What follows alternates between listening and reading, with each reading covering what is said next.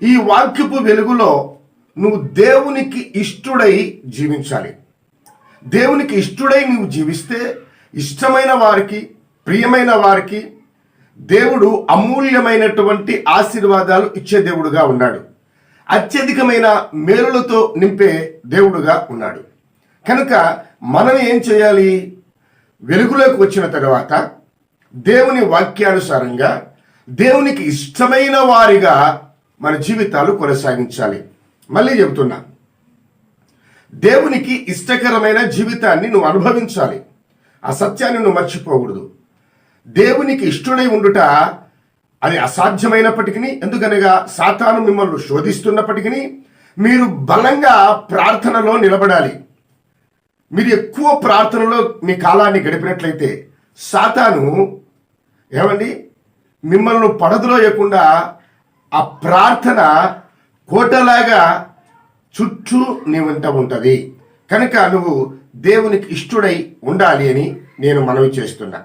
ఇక రాబోయే సంవత్సరం నీ జీవితంలో అనేకమైన మేలులు జరగాలన్నా, అనేకమైన ఆశీర్వాదాలను పొందుకోవాలన్నా దేవునికి ఇష్టడుగా ఉండాలి. అందుకే కీర్తనాకారుడు ఒక మాట నీతో నాతో తెలియచేస్తున్నాడు. 51వ కీర్తన 17వ వచనం దేవునికి ఇష్టమైనటువంటి మాట. విరిగిన మనస్సు దేవునికి ఇష్టమైన బలి. విరిగిన మనసు దేవునికి ఇష్టం. విరిగినలిగిన హృదయాల వైపు దేవుడు చూస్తున్నాడు. అందుకే అన్నాడు ఆయన, నేను పాపులను పిలవచ్చుతునే కానీ నీతిమంతులను పిలవ రాలేదు.